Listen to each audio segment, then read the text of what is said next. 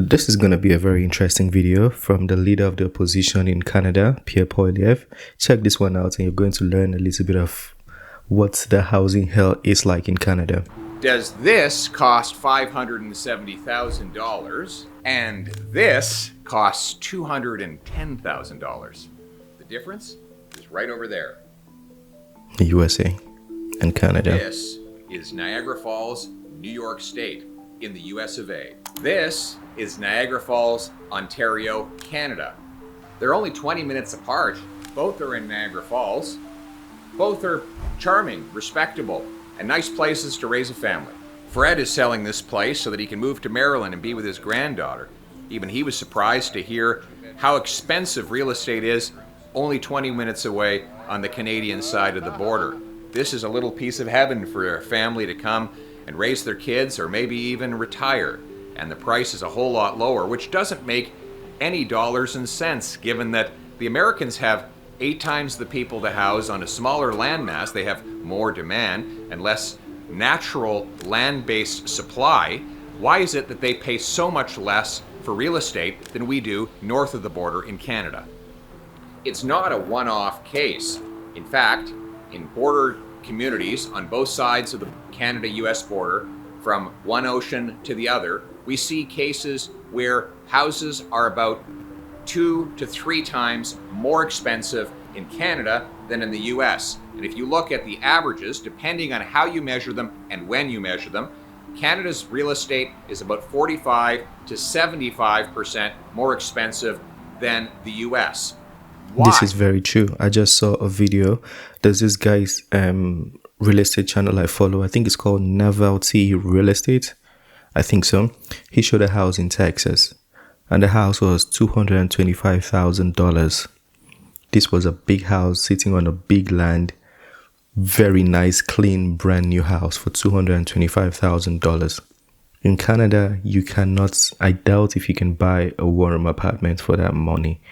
I really doubt it. You can't, basically. Yeah, I don't.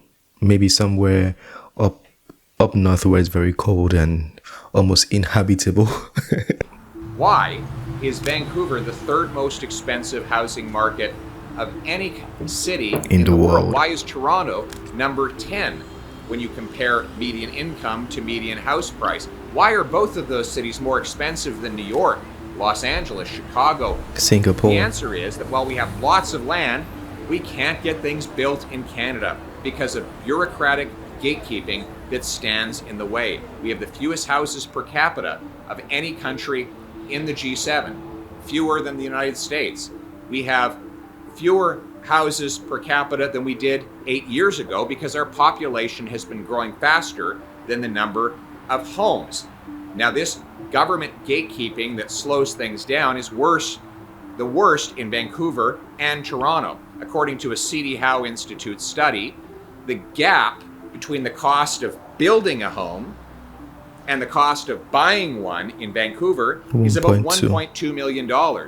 That's right. So it means that gap you can buy 2 other houses, depending on where you are in the world. In America, you can probably buy like 3 houses.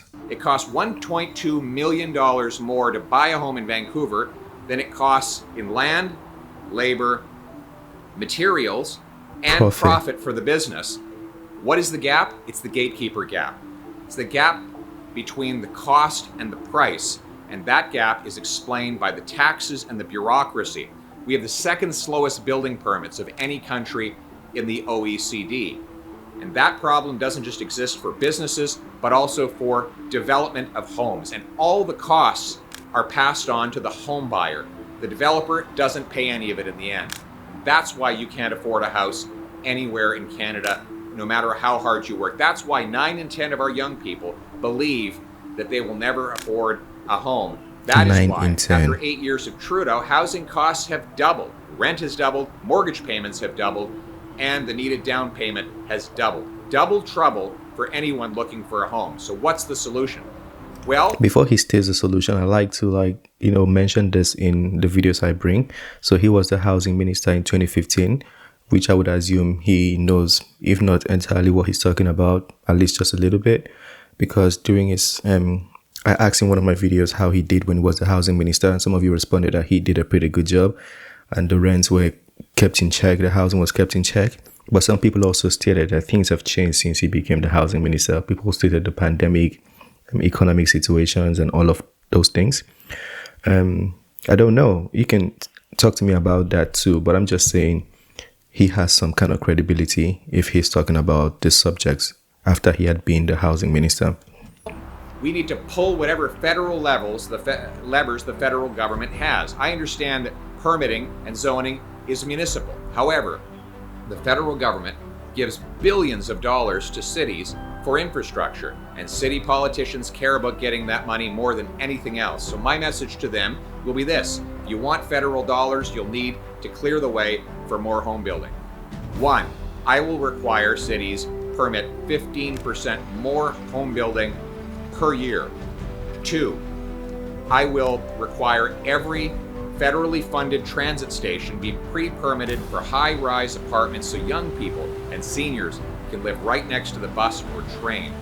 These will be requirements if the cities want federal money. And those that build more and build faster will get a building bonus.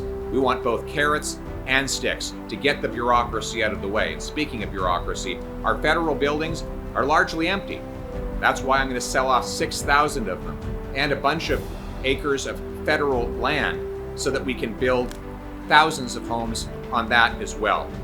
If we want affordable homes, we have to build more of them. It's simple supply and demand dynamics. Yeah, that's true. What we need is a prime minister that pays for results from our municipalities, not promises. Because if you pay for promises, you get promises. If you pay for results, you get results. And results are what we are going to get for the Canadian people. You know, the good news is this. Before Trudeau, housing was affordable. And after Trudeau, it will be affordable again. We just need a prime minister who gets the gatekeepers out of the way, clears the way for construction, and builds the millions of new homes that are necessary to put roof over the heads of the hardworking people of this country. It's common sense. Now let's bring it home. So even if he stated the solution and the problems, sometimes I be finding it difficult to believe politicians because, you know, they can say all these things and come into power and figure out that, oh, it wasn't as easy as I thought. I'm just going to do what Trudeau did and mess it up even more. I don't know. I'm not saying he will. As a matter of fact, it'll be in my interest if he does good. So I really want to see whoever comes or whoever is the prime minister in the future do well. Even Trudeau, like I want Trudeau to do well because it doesn't matter to me who's the prime minister or who's the leader. I don't really care. I care that Canada is, you know, in the best form possible. It's expensive. It's a beautiful city. Canada is probably the most beautiful country in the world. Vancouver, one of the most beautiful cities. British Columbia, where I live, very beautiful. That's if you can pay for it. I would like to pay for it and still live here. That's what I'm saying. Yeah. So yeah, that's where most people are what most people are concerned about, the affordability. We already know the city is beautiful, the country is beautiful, but we just want it to be affordable as well. Anyways, share your thoughts. If there's anything you want to add, critique, correct, whatever, do it in the comment section. Let's talk over there. Smash the like button, subscribe, and I'll see you on the next one. Peace.